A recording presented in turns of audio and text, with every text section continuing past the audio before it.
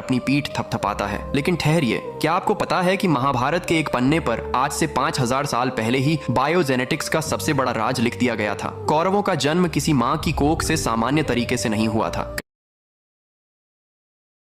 कौरवों का जन्म किसी माँ की कोख से सामान्य तरीके से नहीं हुआ था। कहानी शुरू होती है महाभारत के आदि पर्व से। गांधारी को महर्षि व्यास का वरदान था 100 पुत्रों का, लेकिन गर्भधारण किए हुए 2 साल बीत गए और बच्चा पैदा नहीं हुआ। 2 साल बीत गए और बच्चा पैदा नहीं हुआ। हताशा और गुस्से में आकर गांधारी ने अपने ही गर्भ पर प्रहार कर दिया और जो बाहर आया वो कोई बच्चा नहीं था, वो था लोहे जैसा सख्त मांस का एक बेजान लोथड़ा। गांधारी डर गई, उसे लगा वरदान झूठा था। गांधारी डर गई, उसे लगा वरदान झूठा था। वो उस मांस के टुकड़े को फेंकवाने ही जा रही थी कि तभी वहां एंट्री होती है उस समय के सबसे बड़े वैज्ञानिक महर्षि वेद व्यास की। व्यास जी ने चिल्लाकर कहा, रुको, उन्होंने उस मांस के टुकड़े को फेंका नहीं।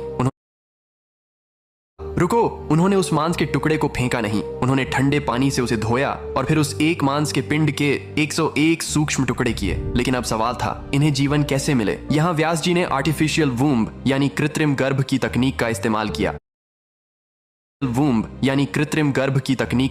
किया। उन्होंने 101 मिट्टी के घड़े मंगवाए, उनमें विशेष जड़ी बूटियां और घी भरा गया जो ठीक वही काम करता है जो आज की लैब में न्यूट्रिएंट सॉल्यूशन करता है। उन मांस के टुकड़ों को उन घड़ों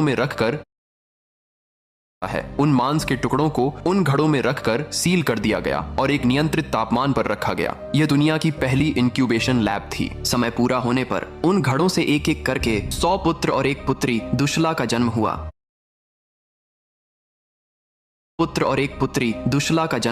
जिसे आज दुनिया कौरव कहती है। तो सोचिए, जिसे हम आज मॉडर्न साइंस कहते हैं, वो हमारे ऋषियों ने हजारों साल पहले ही खोज लिया था। अगर सनातन का यह विज्ञान आपको हैरान कर गया तो कमेंट में लिखें।